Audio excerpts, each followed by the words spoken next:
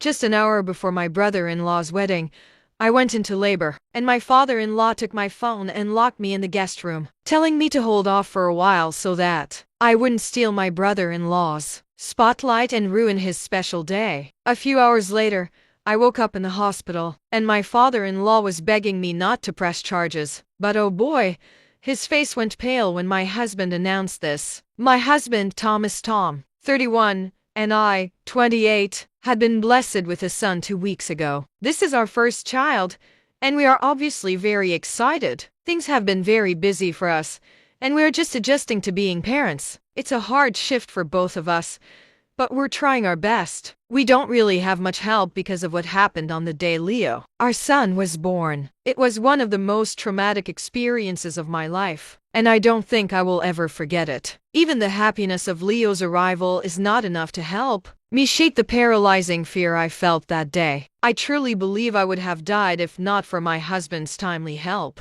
Despite everything, I still feel that, since it involved family, we should be a little softer with them because Leo is the first child in the family. But I am unsure, and my judgment is clouded by all these hormones and baby duties, which is why I've come here for advice. This story might be long and has a lot of characters, so please bear with me. Tom has 2 younger brothers, Adam and Evan. Adam is 29, and Evan is 25. I have a very good relationship with both of them, and I think there is no animosity between us. We aren't very close since all of us are busy with our careers and don't meet that often. Evan doesn't even live in the same city as us, but we try to catch up once in a while and stay connected via text or calls. Another important person in Tom's family and in this story is my father-in-law, Patrick, 54. While I am on good terms with Adam and Evan, Patrick is a different story altogether. We don't exactly see eye to eye, and I honestly think he has a problem not just with me but with everyone. He's the biggest control freak you can imagine, and he just doesn't stop. He wants everything to go according to his whims and fancies. His kids, all 3 of them, respect his wishes for the most part because he was the one who raised them after their mom abandoned them, so they try to make life easier for him and themselves. Moreover, if anyone dares to want something other than what he wants, he reacts, and the reaction can range from disapproval and moping to a full-blown meltdown with tears and tantrums. It's difficult to deal with him,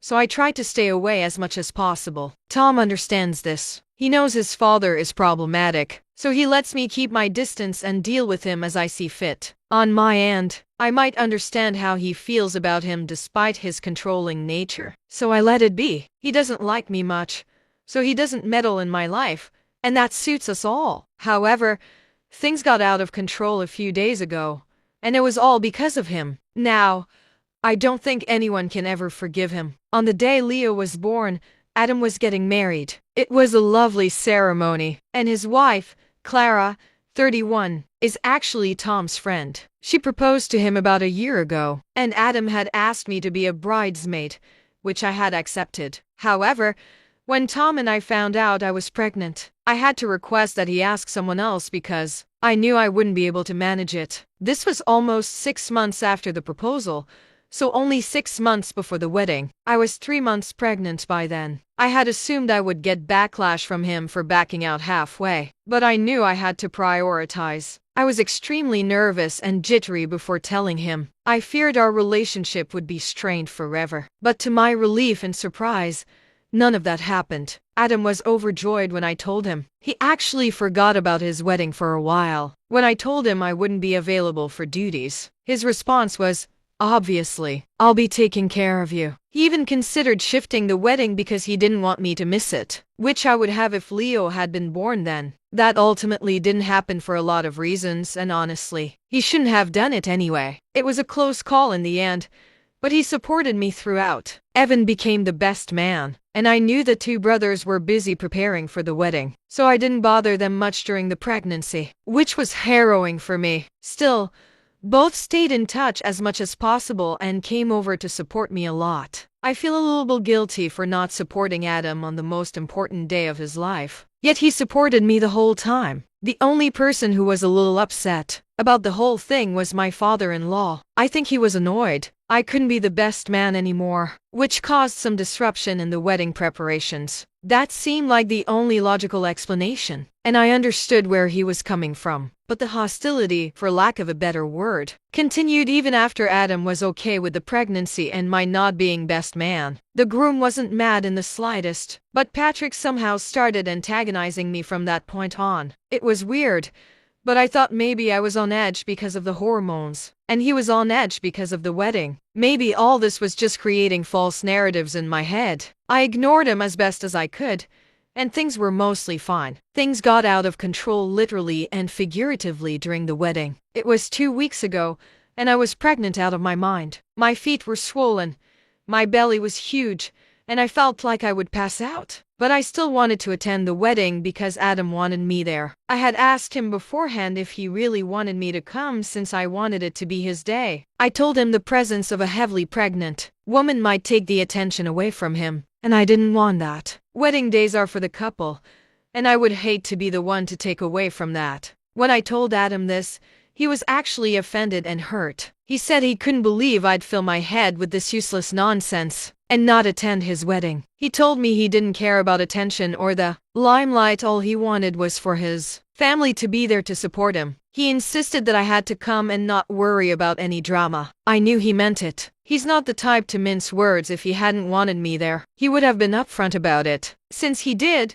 and he said so emphatically, I believed it was my duty to be there for him. So even though I was physically uncomfortable, I knew I had to show up on his wedding day. I'm not going to lie, there were a lot of people murmuring, but I did my best to ignore them because I knew Adam was happy I was there. That's all that mattered to me in that moment. Patrick didn't interact with me much, and he glared at me the entire time, but I was too uncomfortable to notice. I didn't have the energy to deal with him or try to make sense of his passive-aggressive behavior towards me, so I just let him be. He could glare all he wanted, I wasn't going to react to him. Then came the main incident that left not just me, but everyone around me shocked and scared to the core. I started feeling uneasy just before the ceremony was about to begin. By then, I had already met Adam.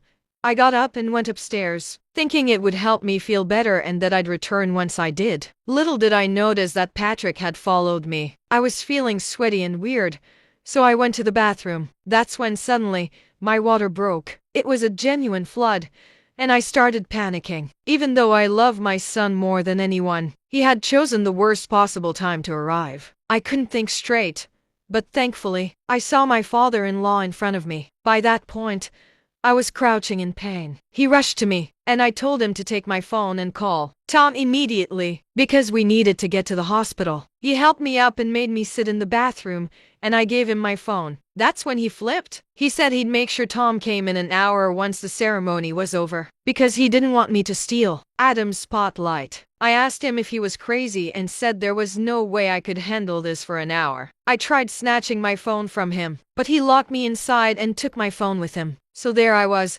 pregnant with my child literally on the way, locked in a bathroom, sitting on a toilet with no phone and no husband. I don't know how I didn't have a full-blown panic attack. And thank God I didn't, because I don't know what would have happened otherwise. I got up and gradually made my way to the door, then started banging on it. I screamed and screamed, but since the washrooms were on the first floor and everyone was seated for the wedding by then, no one heard me. I screamed until my voice was gone, but no one came. That's when I genuinely felt I was going to die and take my baby with me. I was exhausted, drenched, sweating like crazy, and had no voice left. That's the last thing I remember before I passed out from exhaustion. I don't even remember how I got to the hospital, I just know that I did. I woke up a few hours later with Tom by my side, sobbing. It took me a few moments to realize where I was and make sense of everything. When I saw Tom crying, I assumed the worst. Everything came flooding back, Patrick locking me in the bathroom, my cries for help, and I thought Leo hadn't made it. When Tom saw I was awake, he heaved a sigh of relief and started crying in my arms. I didn't know what to make of it and felt a sinking feeling in my stomach. Then I saw the nurse come in with a baby boy, and I exhaled in relief. Honestly, I wanted to slap Tom for scaring me like that, but he said he wasn't messing with me. He was just relieved I was okay because I had been unconscious when he found me in the bathroom. I held my son for the first time, and I don't think I'll ever be able to forget that feeling. I don't believe any emotion could ever top what I felt in those moments. Tom didn't give me any details at that point, and I was grateful because I didn't have the energy to deal with it. I could faintly hear some commotion outside and asked him what was going on. He said Patrick was outside and wanted to come in and see his grandson. That's when I told him everything, how Patrick had locked me in the bathroom, how he had endangered our son for no reason. I also told him there was no way I was allowing him near my child ever again. To me, he was dead. Tom told me he already knew everything. When he discovered me in that state, Patrick had broken down and confessed. I told Tom that just because he broke down didn't mean I was going to forgive him. Tom laughed and said that Patrick was dead to him from this point on, and that he was going to press charges for endangerment. He said he would go the legal route and make sure Patrick was held accountable for what he had done. Hearing that lifted a weight off my shoulders. I know Tom loves his father, he and his siblings all do, but after what Patrick pulled, which could have cost both me and Leo our lives, I was in no mood to forgive. If Tom had chosen his father over me, our marriage would have been over. There would have been no coming back from that. Somewhere deep down, I anticipated that he might struggle with the decision because, despite everything, Patrick had worked hard to raise them. Maybe I wasn't expecting Tom to stand up for me the way he did, but I wasn't complaining. If anything, it made me love him even more, if that was even possible. I asked how the wedding went, and he said it went fine. Evan and Adam had been waiting for his call so they could visit us. I asked if Adam was mad, and Tom laughed, saying I didn't have to worry about that. Adam had been beaming with pride and joy, claiming that his family was complete and that Leo's birth was the best gift he could have received. I had tears in my eyes when Tom told me that, and I told him to call them immediately. Within a few minutes, Adam, Evan, and Clara were at the hospital. The best part? Adam and Clara were still in their wedding clothes. Adam said there was no way he was going to pass up the chance to take a wedding picture with his nephew. I started bawling full on, and it was such a heartwarming moment. After the picture, I apologized to Adam for ruining his day, but he hugged me and said I had it all wrong. I had made his day. I told him about Patrick's behavior ever since we announced the pregnancy. Adam said the only thing I did wrong was not telling them sooner. Maybe they could have put a stop to his nonsense. I told him I didn't want to cause trouble, and Evan chimed in, saying any amount of trouble would have been fine as long as I was safe. I have tears in my eyes even typing this because that was the moment I truly knew they loved me like family. I wasn't just Tom's wife to them, I was their family. Adam is one of the best people I know. He's so secure,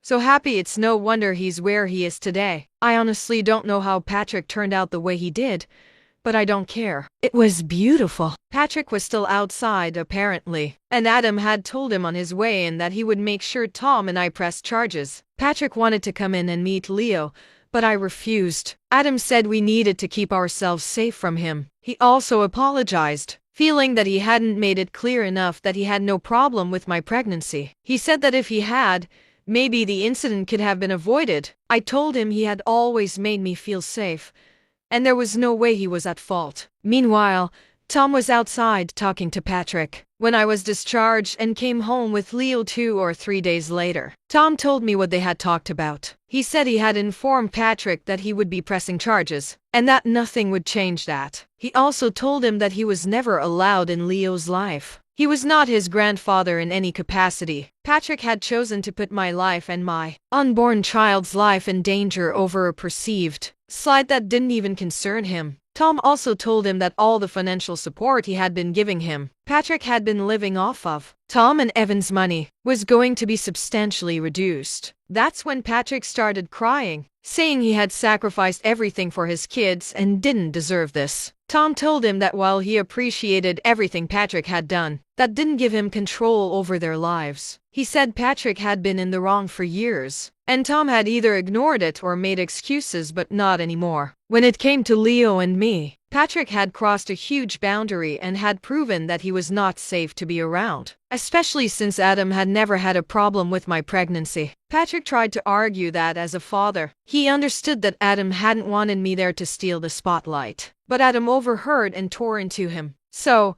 we are proceeding with the case. But Tom is handling it because I have a newborn to care for and can't be bothered with this drama. Tom said he would handle everything. None of the siblings are willing to talk to Patrick anymore. Adam has completely cut him off, and Evan only talks to him when necessary. As for Tom and me, we are officially no contact. I don't think Patrick anticipated this. And maybe, however twisted, it sounds, he genuinely thought he was protecting Adam.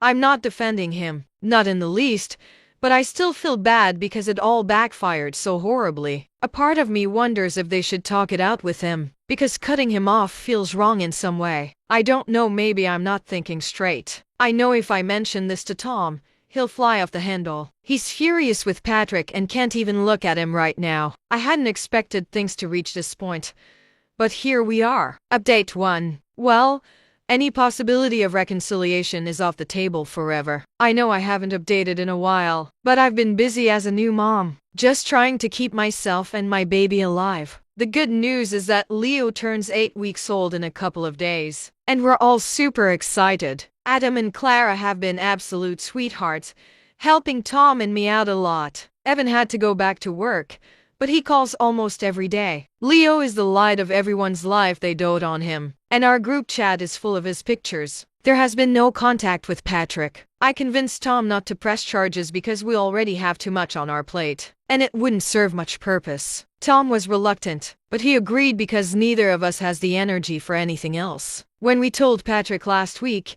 he appeared thankful. I say appeared because that man is genuinely unhinged, and he showed everyone his true colors soon after. Last week, Tom and I woke up around 1 o'clock a.m. to loud banging on our door. At first, I thought it was a break-in. I panicked and ran to hide with Leo while Tom went to check. I could hear shouting, but I didn't dare come out. I didn't want Leo to wake up. It turned out to be Patrick. Tom said he was behaving like a complete madman, screaming that he wanted to see Leo and that we couldn't keep him away. Patrick was trying to force his way in, and Tom had to threaten him with the police before he finally backed off. We immediately alerted Adam and Evan, because if something was seriously wrong with Patrick, everyone needed to be aware. We were concerned, but honestly, it was for nothing. The next day, he sent us a disturbing text. It started off with him calling us nasty and horrible for keeping Leo from him. He said we were punishing him when his only crime was being a father. At first, it was just melodramatic nonsense. But as the messages continued, they became increasingly unhinged. He went on about how he had raised 3 kids, always having to juggle one child's needs over another, and that was why he made the choices he did. He claimed that on Leo's birthday, he had to prioritize Adam's wedding, as if that justified what he did. But then he conveniently forgot that Leo was literally a fetus at the time and that Adam had repeatedly reassured everyone that he had no issue with the pregnancy. Then it got worse. Patrick admitted that when he realized my due date was close to the wedding, he had hoped Adam would be upset. He had wanted Adam to be mad at us. He wanted there to be jealousy and competition among the siblings. But when that didn't happen, when everyone was just happy about Leo's arrival, he resented it. He said that all anyone could talk about was Leo, and he felt disrespected that a baby, who wasn't even born yet, had taken his place as the uniting factor for his children. I was horrified. He kept typing, spewing out more disturbing things, until I asked Tom to block him. Evan immediately said this was not normal behavior. Adam called it an episode and said we needed to get Patrick checked out. Evan even offered to fly down and make sure Patrick got a full evaluation at a facility. Honestly, I think it's a good idea, but I want nothing to do with it. This is beyond crazy, and I am done. Update 2. We now have a restraining order against Patrick. He hasn't tried anything else since that night, but we're being extremely cautious. Evan made sure he got tested and spoke to both a psychologist and a psychiatrist. The results? Patrick was diagnosed with generalized anxiety disorder, but that doesn't change anything for us. This is exactly why we took out the restraining order. For Tom and me, Leo's safety is our only priority. Patrick has proven twice now that he is not safe to be around. Moreover, he has specific ill will toward Leo, which makes it even more dangerous. We have to be extra careful to ensure they never come into contact. I think this will be my final update, and I hope I never have anything more to share about this entire nightmare.